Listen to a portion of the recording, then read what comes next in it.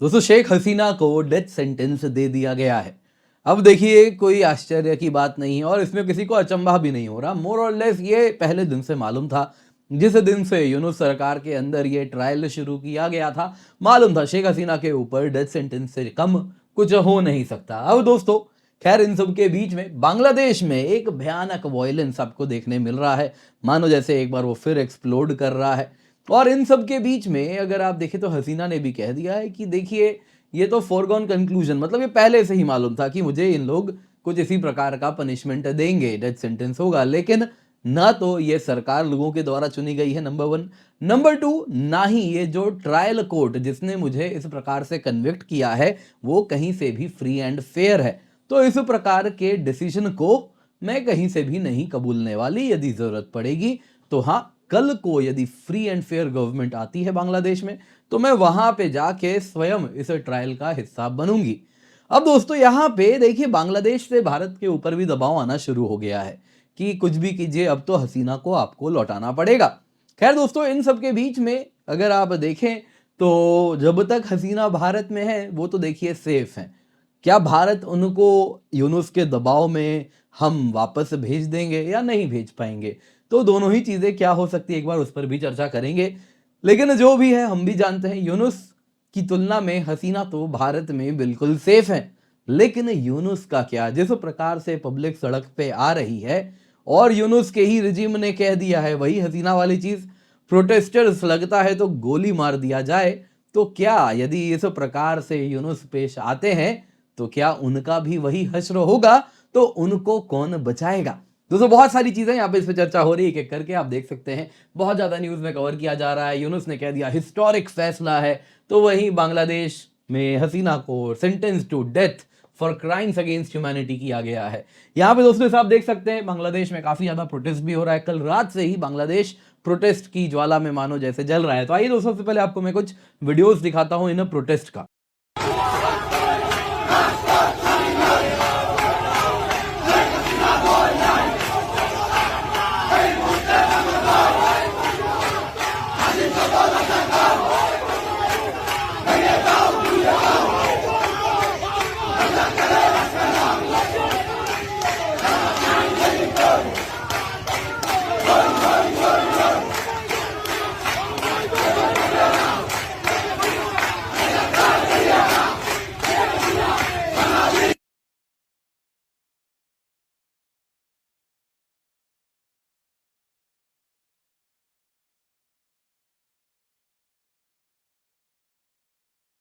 जैसा देखा आपने दोस्तों बांग्लादेश में भयानक प्रोटेस्ट हो रहे हैं, लेकिन इन सब के बीच में भारत के ऊपर अब बांग्लादेश से दबाव आ रहा है कि शेख हसीना को वापस भारत कर दे।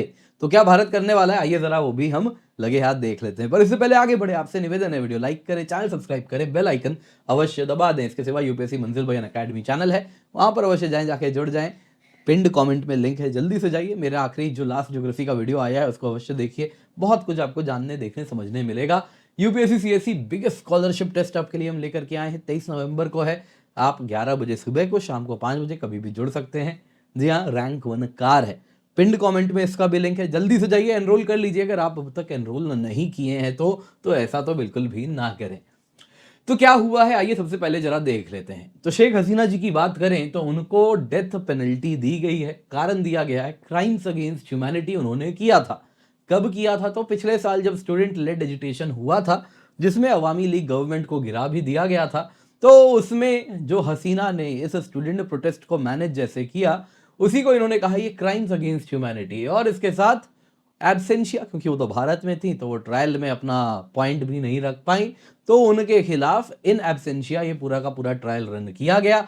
और जो वर्डिक्ट था उसमें शेख हसीना यानी कि prime minister, former home minister यानी खान कमाल और former IG police Chowdhury Abdullah Al Mamun, इन तीनों के ऊपर आरोप लगाए गए कि इन तीनों ने मिल के क्राइम्स अगेंस्ट ह्यूमैनिटी किया जुलाई अगस्त 2024 के स्टूडेंट अपराइजिंग में।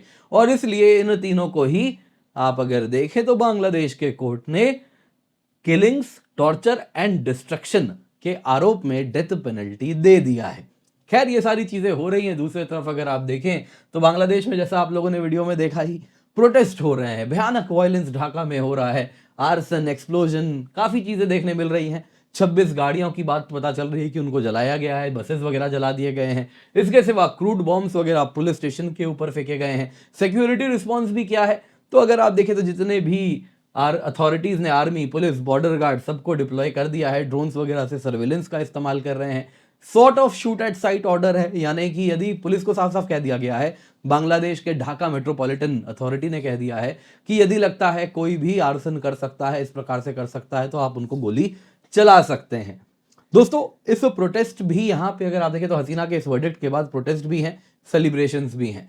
कहीं पे कुछ यूनुस सपोर्टर, जमाते इस्लामी, हार्डलाइन इस्लामिस्ट जितने भी हैं, वो सब झंडा लेके सड़क पे आ गए हैं। हसीना के घर को भी तोड़ना चाह रहे थे, लेकिन बड़े मुश्किल से उसको बचाया गया। और वहीं अगर आप देखें अवामी लीग लॉयलिस्ट हैं, वो बड़े नाराज हैं कि ये जो ट्रायल है ये गलत ट्रायल हुआ है, और इसके साथ वो भी बड़े नाराज हैं। तो बैनर वगैरह लेके भी सड़कों पर वो भी निकले थे, जैसा आप लोगों ने ऑलरेडी देख लिया होगा।